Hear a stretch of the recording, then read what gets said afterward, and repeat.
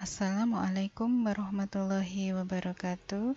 Jumpa lagi di pembelajaran IPA untuk materi listrik dinamis, yaitu pada rangkaian listrik, karakteristik rangkaian listrik, dan sumber arus listrik. Untuk rangkaian listrik pada lampu itu ada dua, yaitu yang namanya rangkaian seri dan yang kedua rangkaian paralel. Apa bedanya rangkaian seri dan rangkaian paralel? Bisa kalian lihat dari gambar, ini sudah berbeda ya. Jadi untuk yang rangkaian seri itu rangkaian listrik yang tidak memiliki percabangan kabel. Kemudian kalau yang rangkaian paralel itu rangkaian listrik yang memiliki percabangan kabel. Jadi di sini bisa kalian lihat, kalau di sini lurus itu ya, tidak ada percabangannya untuk seri. Kalau yang paralel itu dia ada percabangannya.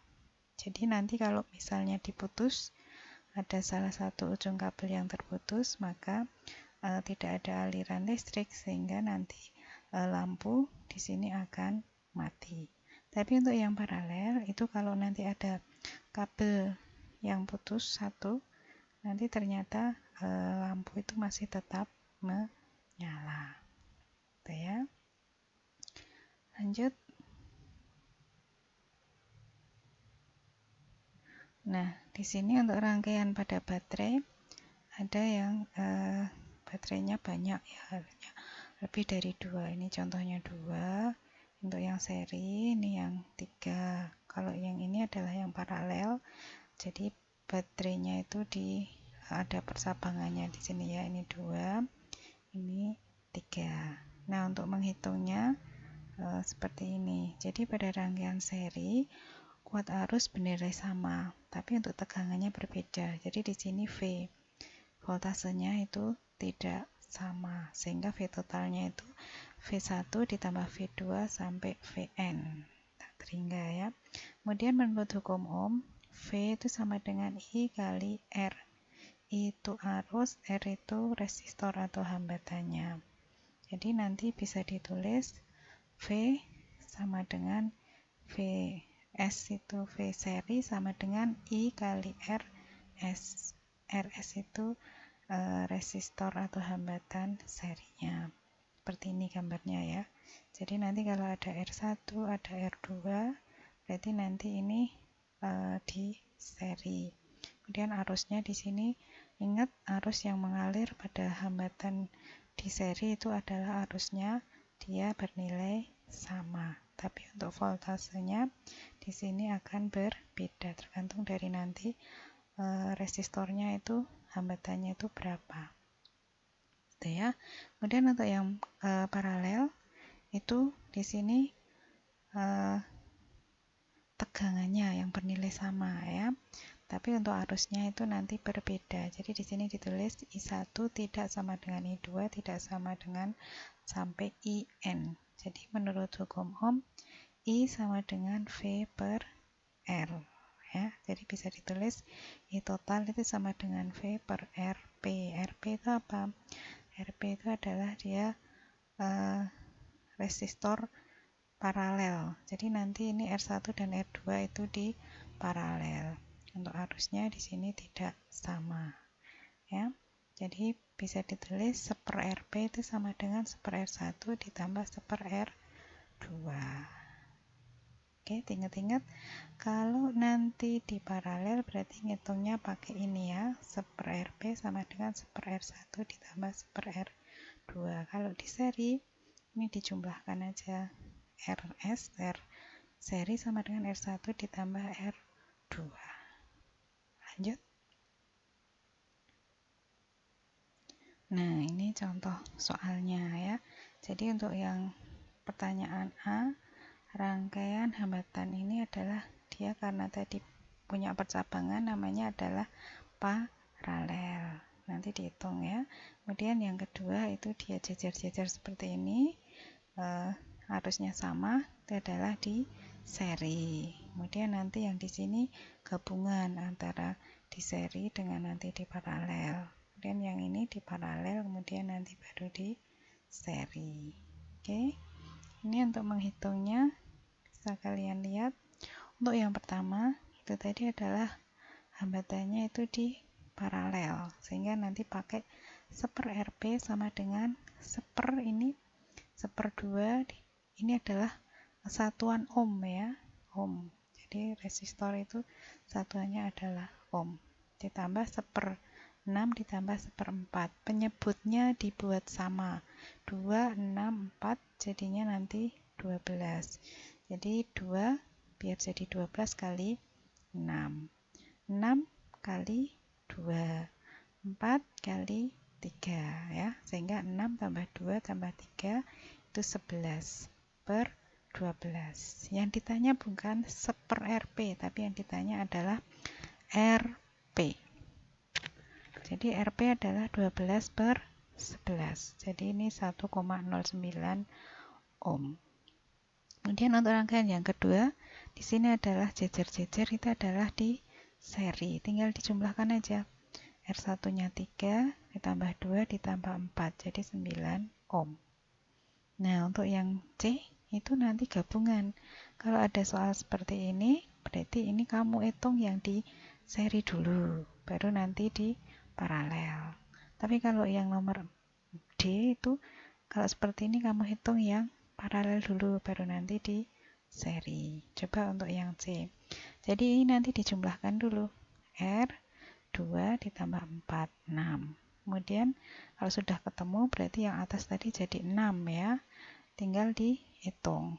6 diparalel dengan 6. Jadi 1/6 ditambah 1/6.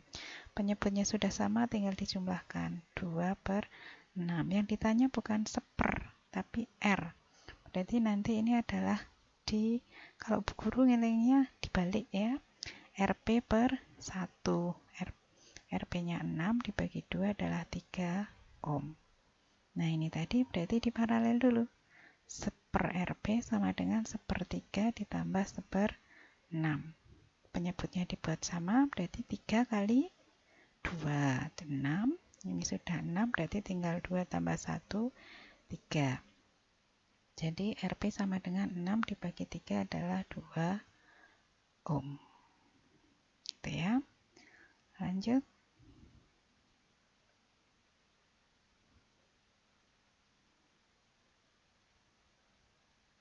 Oh, ini belum ya. Ini tadi R totalnya berarti baru paralel, nanti ditambahkan dengan 4. Nggak kelihatan ya. Jadi 2 ditambah 4 adalah R totalnya 6 ohm. Gitu ya. Lanjut. Untuk hukum ohm, jika arus listrik melalui suatu pengantar pada suhu tetap, kuat arusnya berbanding lurus dengan beda potensial yang terdapat pada kedua ujung penghantar tersebut. Ya.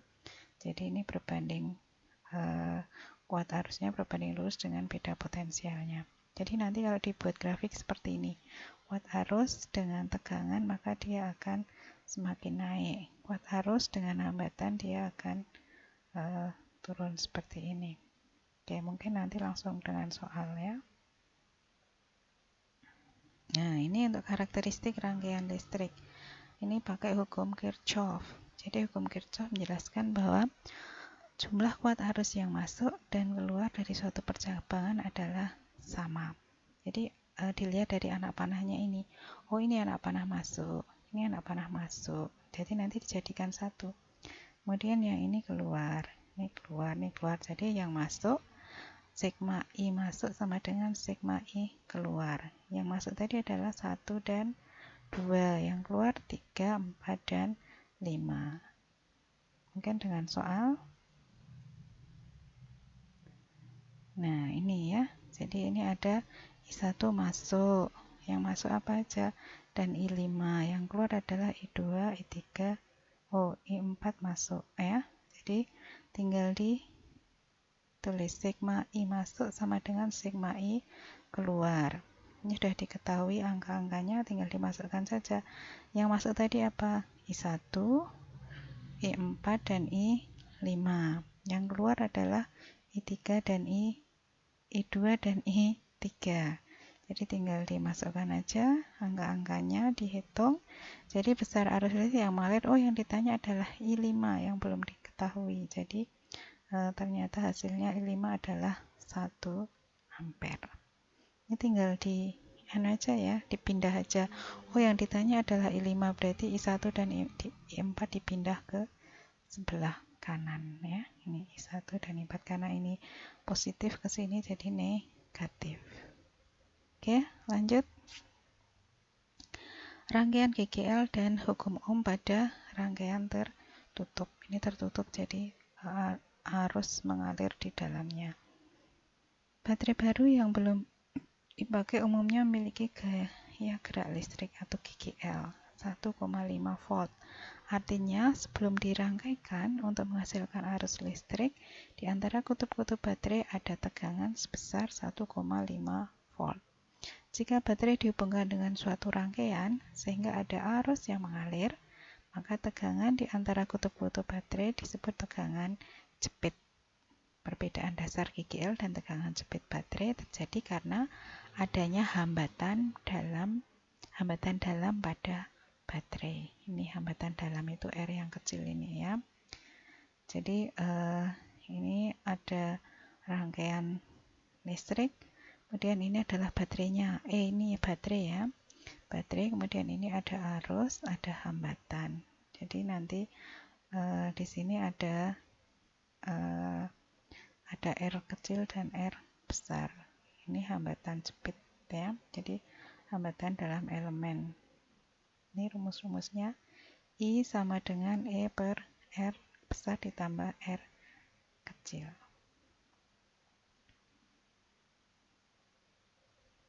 Lanjut. Nah, ini ya, ini tadi kalau yang disusun seri elemennya, baterainya nanti rumusnya seperti ini. Kalau yang di paralel berarti nanti seperti ini ya. Lanjut. Ini tadi sudah di depan ya untuk susunan seri dan pada hambatan. Jadi ini tadi I-nya sama semua. Kemudian nanti ini R-nya tinggal dijumlahkan saja. Ini arusnya sama ya, tegangannya berbeda. Ini untuk yang paralel tadi ya, arusnya berbeda. Jadi nanti rangkaiannya adalah seper, gitu ya.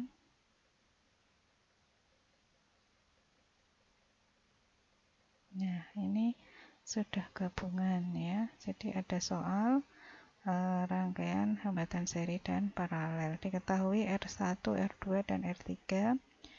Ini kemudian arus yang mengalir adalah 3 ampere. Hitunglah hambatan total rangkaian. Jadi nanti R totalnya ini berapa? Dilihat aja, oh ini ada percabangannya. Berarti ini adalah di paralel. Hitung dulu yang ini. Kemudian kalau sudah baru di seri. Tegangan totalnya berapa? Arus listrik karena nanti paralel, nanti di R1 dan R2 itu akan berbeda. Tapi nanti yang sudah di seri di I3 itu arusnya adalah 3 ampere. Ini jawabannya. Kita cari yang di paralel dulu, R1 dan R2. Berarti seper Rp sama dengan seper 3 ditambah seper 6. Penyebutnya dibuat sama, 3 dan 6 itu adalah 6. Jadi 3 kali 2 ditambah 6 itu sudah berarti 1. Hasilnya 3 per 6. Yang ditanya bukan seper tapi Rp. Berarti 6 per 3 sama dengan 2 ohm. Berarti R totalnya yang di paralel ini adalah 2. Kemudian yang di seri ini R3-nya adalah 2. Jadi 2 tambah 2 adalah 4 ohm. Kemudian tegangan totalnya V sama dengan I kali R. I-nya tadi diketahui berapa? I-nya 3 ampere. Kemudian R totalnya tadi adalah 4. Berarti 3 kali 4 adalah 12 volt. Arus listrik yang mengalir pada R1. R1 di sini berapa ya? Kemudian R2 di sini berapa arusnya? V sama dengan I kali R. Vir ya. V sama dengan I kali R. Jadi untuk I sama dengan V dibagi R. V-nya di sini berapa? V-nya bukan V totalnya ya, karena ini sudah ada ini, berarti V antara ini dengan ini. V itu sama dengan V sama dengan I kali R. R-nya tadi 2 untuk yang di paralel di sini. Jadi I-nya 3 kali 2, 6 ya. Jadi nanti tinggal V-nya adalah 6 dibagi R1-nya. R1-nya adalah berapa tadi? 3. 6 dibagi 3, 2. Kemudian yang di R2 itu 6 dibagi R2-nya adalah 6. 6 dibagi 6 adalah 1. Itu ya. Oke, nanti diulang-ulang. Lanjut. Terakhir, sumber arus listrik. Listrik adalah energi, sehingga sesuai dengan hukum kekalahan energi, untuk menghasilkan energi listrik, perlu adanya alat yang dapat mengubah energi lain menjadi energi listrik. Secara umum, sumber arus listrik ada dua, yaitu yang namanya arus searah, DC, dan sumber arus bolak-balik atau AC. Elemen volta, baterai, dan aki adalah sumber arus DC yang dihasilkan dari reaksi kimia, sehingga disebut dengan elektrokimia. Berdasarkan dapat atau tidaknya diisi ulang, sumber arus listrik itu ada elemen primer dan elemen sekunder. Jadi, elemen primer itu yang sumber arus listrik yang tidak dapat diulang, sehingga energinya habis. Contohnya, baterai ring biasa itu ya, kemudian elemen volta. Kemudian kalau yang elemen sekunder adalah sebutan bagi sumber arus listrik yang dapat diisi ulang. Misalnya apa? Aki. Kemudian baterai lithium biasanya yang dipakai untuk telepon genggam atau kamera itu bisa dicas gitu ya, diisi ulang. Nah, ini untuk jenis-jenisnya tadi DC, elemen volta, elemen kering, akumulator, sel solar ya. Dari prosesnya dari energi kimia menjadi energi listrik. Seperti ini bisa dibaca. Jadi, lanjut. Ini untuk sumber arus listrik, generator tadi ya, untuk yang sumber arus AC. Jadi yang dari luar ya, dari listrik dari luar ini nanti diubah menjadi DC di bagian-bagian rumah. Kemudian ini yang contoh yang DC ya. Yang DC itu ada aki, ada baterai. Ini bagian-bagian di dalamnya ya, untuk yang bisa diisi ulang batu baterainya. Kemudian ini aki, ini ada sel tembaga, seng, kemudian ada zat larutan asam sulfat encernya. Oke, lanjut.